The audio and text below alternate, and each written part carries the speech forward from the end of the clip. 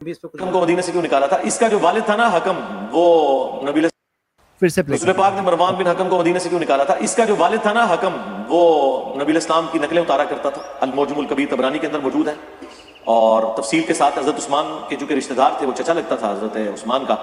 حضرت ابوبکر کے زمانے میں بڑا زور لگایا کہ اس کو واپس لیں، تو حضرت ابوبکر نے کہا کہ جو گرا رسول اللہ نے لگائی ہے، میں نہیں کھول سکتا۔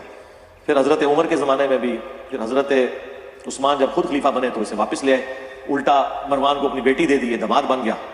پھر وہی پنجابی کا ایک محاورہ کہ اتھا نہ لائیاں ہوئیاں دنداں نہ کھولنیاں پہنیاں، ہاں، ہاتھوں سے لگائی ہوئی گرا پھر دانتوں سے کھولنی پڑتی ہے۔ یہی مروان حضرت عثمان کی شہادت کا سبب بنا۔ اسی طرح سے مسلمان رعایا اور صحابہ کرام حضرت عثمان کے خلاف ہوئے تھے، بیسیکلی اس کی غلط پالیسیز تھیں، یہ وزیر خاص بنا ہوا تھا نا اس وقت۔ تو اس پہ آپ میری ایک ویڈیو دیکھ لیں، حضرت عثمان شہید کیوں ہوئے، اس میں نے اور چیزیں بھی اس کے حوالے سے بتائی۔ جی شیخ۔ اچھا زید بھائی، اس نے شروع میں کیا کہا ہے؟ مدینہ سے نکالا تھا۔ ایک مرتبہ پھر سے کلپ کا شروع والا حصہ چلائیے نا، اس نے کیا مدینہ میں بولا ہے؟ کیا بولا ہے؟ مروان بن حکم کو مدینہ سے کیوں نکالا تھا؟ اس کا جو والد مدینہ، رسول پاک نے مروان بن حکم کو مدینہ سے کیوں نکالا تھا؟ اس کا جو والد تھا نا حکم، وہ نبی اسلام کی نقلیں اتارا کرتا تھا، المعجم الکبیر طبرانی کے اندر موجود ہے۔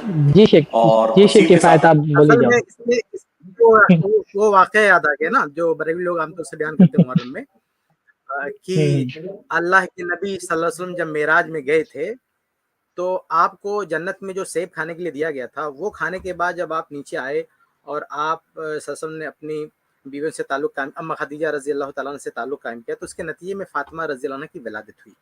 حالانکہ فاطمہ رضی اللہ عنہ اس سے پہلے پیدا ہو چکی ہیں۔ ایسے ایک اور روایت ہے نا، ایک بزرگ نے نقل کیا کہ اللہ کے نبی صلی اللہ علیہ وسلم بیٹھے ہوئے تھے تو معاویہ رضی اللہ عنہ اپنے کندھے پہ یزید کو بٹھا کے لائے، تو اللہ کے رسول نے دیکھا تو کہا واہ کیا منظر ہے، جنتی کے کندھے پہ جہنمی سوار ہے۔ اب کون بتائے کہ یزید تو نبی کے دور میں پیدا ہی نہیں ہوا، ہاں؟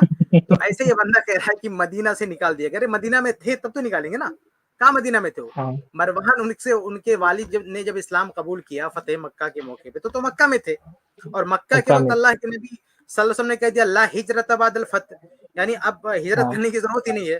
تو اب جب وہ مکہ کے رہائشی ہیں، مکہ کے رہنے والے ہیں، مدینہ میں وہ شفٹ ہی نہیں ہوئی ہے، تو یہ بےہودہ کہہ رہا ہے کہ مدینہ سے، سوال کسی نے کیا کہ مدینہ سے کیوں نکالا، اور اس پر وہ مزہ لے رہا ہے کہ ہاں مدینہ سے اس لیے نکالا، یہ کر دیا وہ کر دیا۔ اللہ کے بندے، مدینہ میں پہلے ان کا ثابت تو کرو، پہلے ثابت تو کرو کہ وہ مدینہ میں تھے اور اللہ کے نبی صلی اللہ علیہ وسلم نے نکال دیا۔ یہ جھوٹی کہانی ہے، یہ بنی بنائی کہانی ہے۔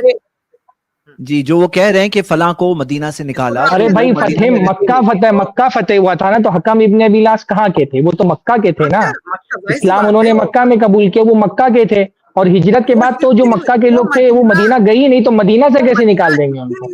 اور جب نبی نے کہہ دیا لا ہجرت بعد الفتح، فتح مکہ کے بعد اب ہجرت کرنے کی ضرورت نہیں، تو مدینہ کیوں جائیں گے بھائی؟ جو صحابی مدینہ گئے ہی نہیں، اور یہ شخص پتہ نہیں اندھیرے میں کیسے تھی چلا رہا، اور یہ بڑے بڑے ڈائلاگ بولتا ہے بخاری مسلم کے حوالے، بخاری مسلم کے حوالے، یہ بےہودہ واقعہ پتہ نہیں کہاں سے لا رہا ہے۔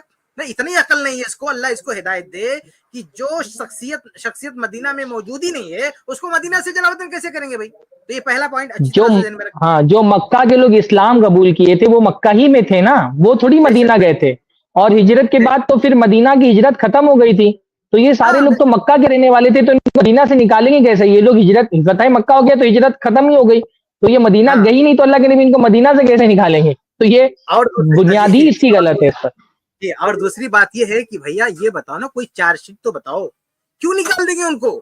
ایسا کون سا جرم تھا مروان کے والد کا، ایسا کون سا کرائم ہو گیا تھا ان سے، ایسا کون سی غلطی ہو گئی تھی کہ وہ کہیں گے کہ یہاں سے نکل جاؤ؟ بھائی انہوں نے اسلام قبول کیا، اسلام اپنے پرانے سارے گناہوں کو معاف کر دیتا، ابھی اسلام قبول کر رہے، اب کون سا غلطی کر دیا ایسا کہ نہیں تو نکل کے جاؤ؟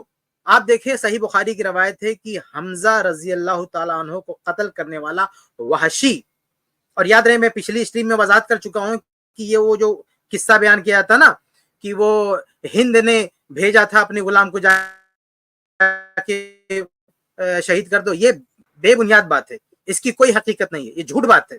صحیح بات یہ ہے کہ صحیح بخاری کی روایت ہے جبیر بن مطعم نے بھیجا تھا، ان کے غلام تھے وحشی، جا کے حمزہ کو شہید کر دو۔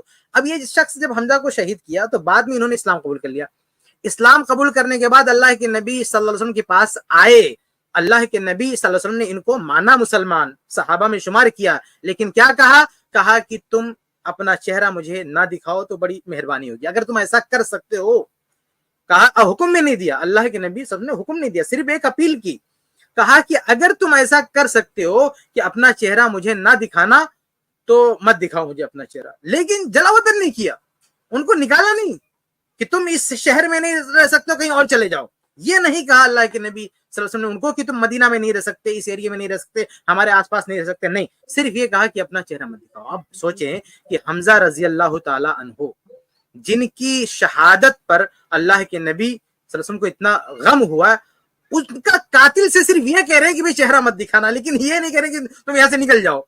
तो भाई हकम की क्या गलती थी रजी अल्लाह ताला अन्हु? कौन अगर जमाने जालिद में कुछ काम किया भी था तो अल्लाह के रसूल ने उनके किसी काम से इस तरह से दुख का इजहार भी नहीं किया कि उनको जलावतन करते हैं। तो भाई ये बंदा बताए ना क्यों, क्या वजह थी, क्यों उनको हटा देंगे? भाई ये झूठी बातें, बेबुनियाद बातें हैं, और बिला वजह एक सहाबी पे तोहमत लगाई जा रही है कि उनको हटा दिया, ऐसा बिल्कुल भी नहीं है। अच्छा ये इमाम इब्ने तैमिया रहे, अच्छा इसी पॉइंट को मैं थोड़ा इजाफा करता हूँ। एक बात इमाम तैमिया ने भी लिखी है, उन्होंने कहा कि इस्लाम में कोई ऐसा गुनाह है ही नहीं जिसकी सजा ताउमर जलावतनी हो। उन्होंने कहा है कि जलावतनी की बस दो सूरतें मिलती हैं, एक तो जो जानी है तो उसके लिए 1 साल की जलावतनी है, और जो इंसान हिजड़ा बनने की कोशिश करे तो उसको जब तक कि उससे तौबा ना कर ले तो उसके लिए 1 साल की जलावतनी है। तो उन्होंने कहा कि शरीयत में जब कोई ऐसा गुनाह है ही नहीं जिसकी सजा ताउमर जलावतनी हो, तो आखिर उनसे ऐसा कौन सा गुनाह सरजद हो गया था कि उनको जिंदगी भर के लिए निकाल दिया गया? जबकि ज्यादा से ज्यादा जलावतनी की सजा का जो सबूत मिलता है शरीयत में वो बस 1 साल की जलावतनी का मिलता है। तो ये इब्ने तैमिया ने ये बात जो है इब्नुल मुताहिद अल हिल्ली को जवाब देते हुए लिखी है मिनाजुस सुन्नाह में। बेशक बेशक सही बात है। और अच्छा, इसने अभी इस क्लिप में ये भी तो कह दिया, यानी मरवान को भी साथ में जोड़ दिया कि दोनों को हटा दिया। अरे भाई मरवान उस वक्त छोटे थे, बहुत छोटे थे, बहुत ही छोटे थे, उनके बारे में इख्तलाफ है कि वो सहाबी थे कि नहीं थे। इतनी कम उम्र का बच्चा है और आप साहब उसके खिलाफ भी आप चार्जशीट बना रहे हो, यानी बाप के साथ उनको भी जोड़ रहे हो कि इन दोनों को निकाल के भगा दिया। अल्लाह के बंदे शर्म आनी चाहिए तुमको, वो छोटा सा बच्चा है। अगर बाप के साथ उसने कौन सा ऐसी गलती कर दिया छोटे से बच्चे ने कि आप ये कहो कि नहीं अल्लाह के नबी सल्लल्लाहु अलैहि वसल्लम ने उनको भी निकाल दिया। अच्छा, इसने शायद क्लिप में एक जुमला और भी कहा है कि उस्मान रजी अल्लाह तआला की शहादत में हाथ, ऐसा कुछ कहा। थोड़ा सा चलाएंगे क्या? मुझे थोड़ा सा क्लिप चलाएंगे इसको, फिर से छोटी सी क्लिप फिर से चलाएंगे। तो क्या कहा उसने? रसूल पाक ने मरवान बिन हकम को मदीना से क्यों निकाला था? इसका जो वालिद था ना हकम, वो आप ये वाली नहीं बोल रहे हैं ना? नहीं, इसलिए उसने आगे बोला है, आगे उसने बोला कि मरवान की पॉलिसी की वजह से रुकते, ये इसका जवाब मैं देना भूल गया।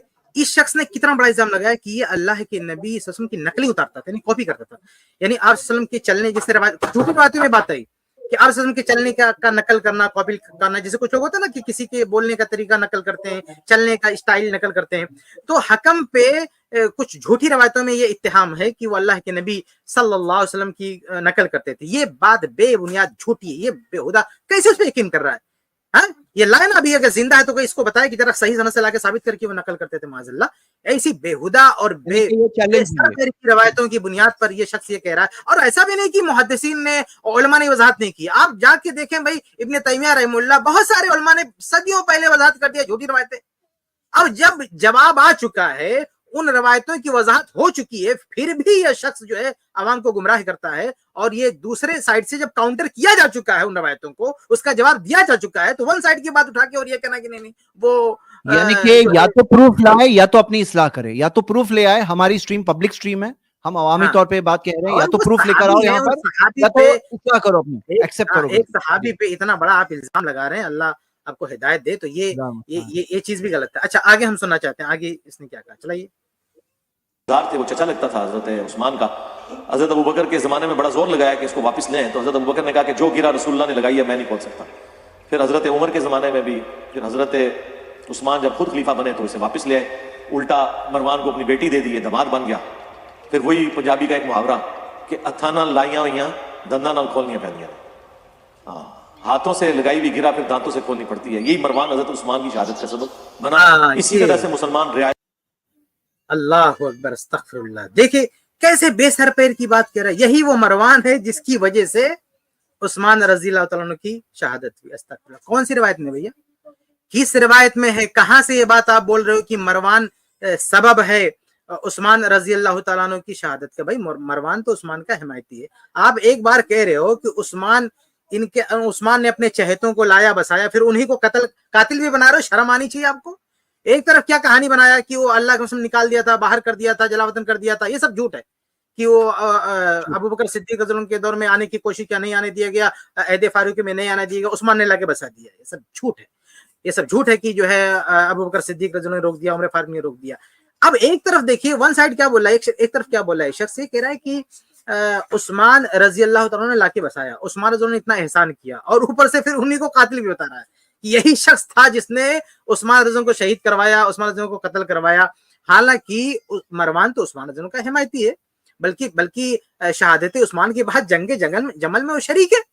عثمان رضی اللہ تعالیٰ عنہ کے قاتلین کے خلاف وہ شخص کھڑا ہے.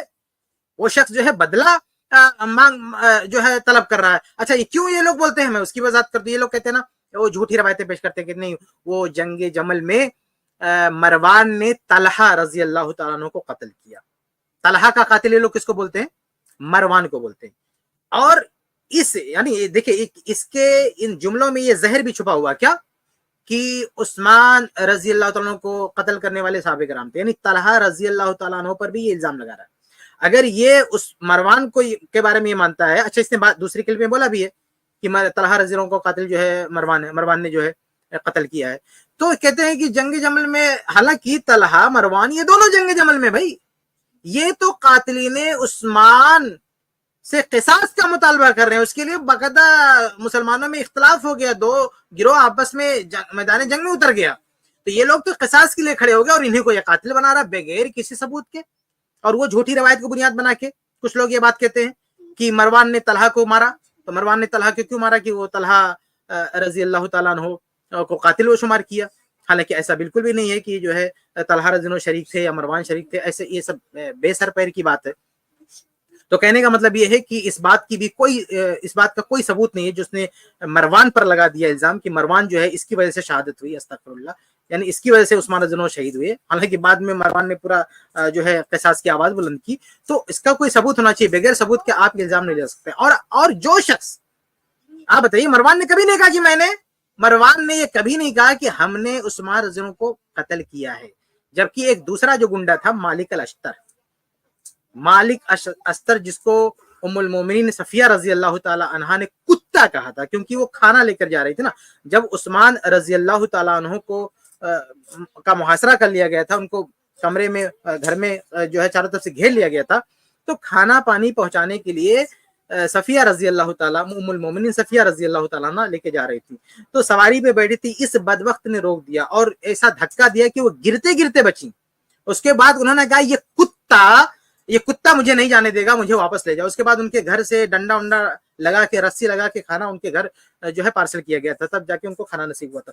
یہ مالک الاشتر, یہ کوفہ کا رہنے والا یہ بدماش, یہ شخص مالک اشتر, یہ خود کہتا ہے, اپنی زبان سے کہتا ہے کہ ہم نے مدینہ کے شیخ کو قتل کیا ہے, اپنی زبان سے کہتا ہے.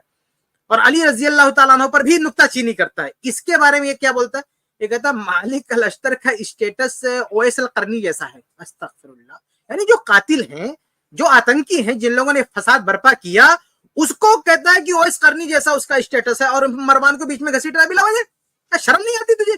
یعنی مروان نے کبھی کہا کہ میں نے قتل کیا عثمان بن عفان کو؟ مروان نے کوئی کلیم, کوئی دعویٰ کیا ان کے خلاف, یا کوئی جرم کا اقبال کیا کہ میں نے کچھ کیا؟ یہ مالک اشتر جو اقبالی مجرم ہے, جو کہہ رہا ہے کہ ہم نے قتل کیا, جس کو ام المومنین صفیہ رضی اللہ عنہ کہہ رہے ہیں کہ کتا, اور اما عائشہ رضی اللہ عنہ کے سامنے آ کے بولتا ہے کہ آپ میری ماں ہیں, تو کہ نہیں تو میرا بیٹا نہیں ہے. اما عائشہ رضی اللہ عنہ نے جس کو جھڑک دیا, جس کے بارے میں بد دعا کی اما عائشہ رضی اللہ عنہ نے, اس کو یہ سر پہ بٹھا رہا ہے کہ نہیں وہ بہت اچھا آدمی تھا, وہ اس قرنی جیسا آدمی تھا, اور مروان کو لا کے بیچ میں گھسیٹ رہا ہے بلا وجہ. تو یہ اپنے گھر سے ساری باتیں بنا رہا ہے, اس کا کوئی ثبوت نہیں.